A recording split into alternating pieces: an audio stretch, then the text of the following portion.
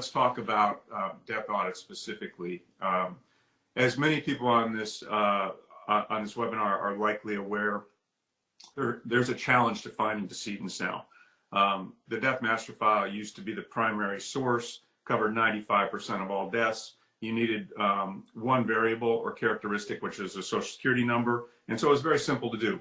And by the way, you could buy that database. Almost anyone could buy it for a very cheap price. I helped start a company called legacy.com previously. We purchased that database. It was a few $100s a month. There weren't a lot of security requirements. That's obviously changed over the last 10 years or so for various reasons. But the death master file that's now available to companies like ours, as well as many of the companies that are on this webinar, doesn't cover 95% of all deaths any longer. It's now down to 16% of all deaths. So it's important to understand that there's been a significant degradation there. What does that mean? It means that you have to find other sources in order to identify decedents. And those other sources are primarily obituaries. So again, one of the differentiators between Berwyn and other companies out there, and there are very few of them out there that are significant in size or scope, Berwyn actually uses its own technology to go aggregate data from 26,000 different websites, including funeral home and media websites every day. We don't buy our obituaries from anybody else. We aggregate our own data sets, and we combine that obviously with the limited access death master file along with state records. And so big differentiation for Berwyn in that we're not reliant on any third party for our obituaries. So as this has become more difficult, we saw this start to occur in the mid 2015, 2016 area. And so the first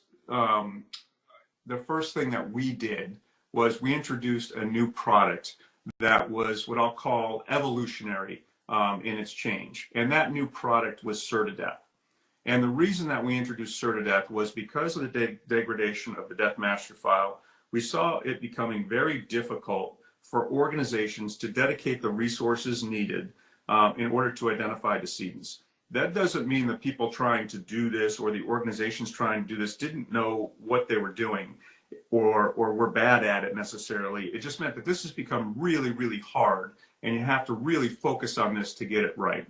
And the way that we figured that out was when we started getting files in from our customers as the death master file degraded, we could see that customers were missing deaths because we would start to run it through the process we were developing and could pick out decedents that were being missed.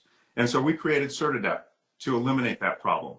The goal with Certideath, which has become the gold standard of death audit, it's utilized by over 1,000 companies now, and when it was introduced a short 5 years ago, it's saved hundreds of millions of dollars in overpayments, as well as enabled release reserves to that same extent on the insurance side. So we introduced Certideath because we saw how difficult it was becoming to identify decedents. We were able to put together our own data sets, combine that with algorithms, and a number of companies out there will run algorithms, many of which, by the way, are antiquated, haven't been kept up to date, haven't been adjusted for learning. We run machine learning algorithms, but most importantly, we combine that with human expertise. That's something that totally differentiates Berwyn. A lot of companies are running algorithms and will claim to have a certain level of coverage as a result. We have direct experience and can show data that indicates if you're running algorithms, you're not capturing all the deaths. Why is that? Well, the majority of deaths now are identified through obituaries.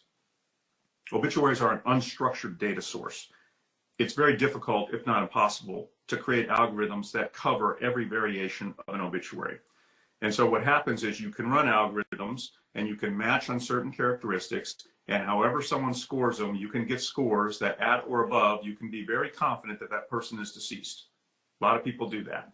You can get scores that at a certain level or below, you're very confident that's not a match because it matches on a first name like John. Okay, that's not the match, didn't match on a bunch of other characteristics. You get a bunch of matches or potential matches in this mid-tier of we've got some characteristics that match, but not enough that give us confidence this person is deceased. What will often happen in every case, except for cert of death, is that data gets kicked back to the customer for them to try to figure out, or add more data to try to figure out if that person is deceased. That's the Berwyn difference and the cert of death difference. We actually take those potential matches where they're not high enough or low enough, and we kick them into our human experts to review. What does that mean? Human experts reviewing sounds like, okay, John, they just read the obituary. That's not the case. They're actually triangulating into other data sources to add additional information. So we're looking at relative databases. We're looking at address databases. We're looking at other data sources to pick up pieces that might be able to triangulate into information that's in the obituary or other data set pieces that the customer has sent us.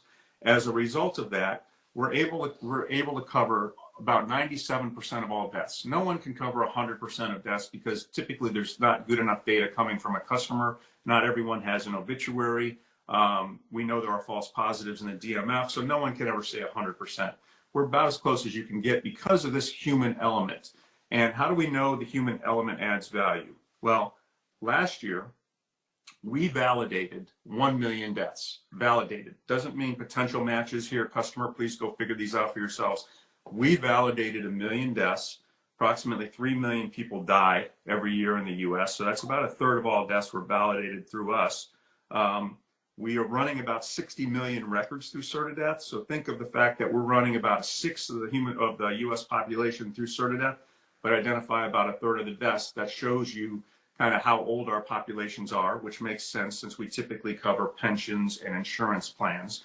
So of those 1 million deaths that we validated last year, 167,000 required human intervention.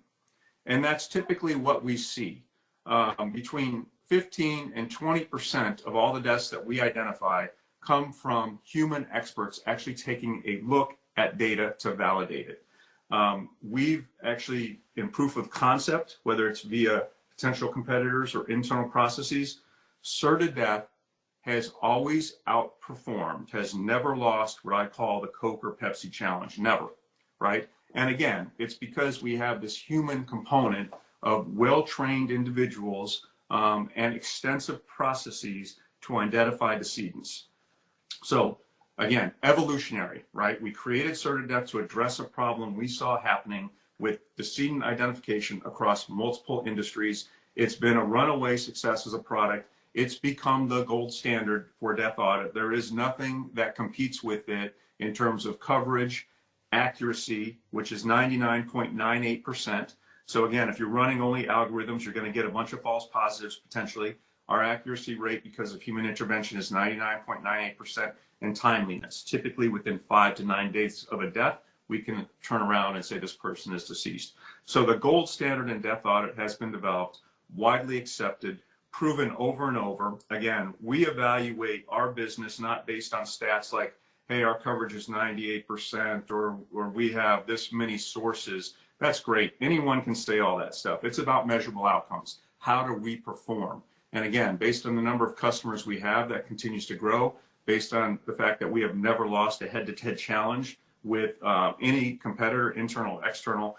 Those are the measurable outcomes that we have. And by the way, at the end of the day, the important part to your business is saving billions, millions, hundreds of millions, or billions of dollars in overpayments, allowing release reserves, getting the right data for mortality assumptions, etc. Right? So we created that 5 years ago.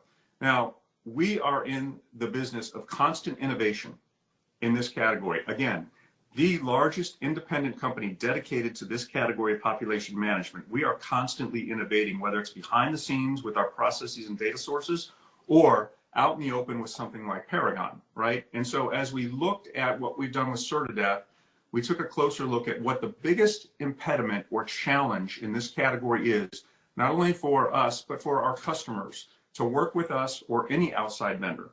And what is that challenge? That challenge is data security, right? It's protecting sensitive PII, in particular, social security numbers. And so as we step back and said, we have the best death audit solution in the marketplace in terms of measurable outcomes and identifying decedents, how do we make it so that we can completely eliminate most of the data security risk associated with this category? And that's what Paragon is.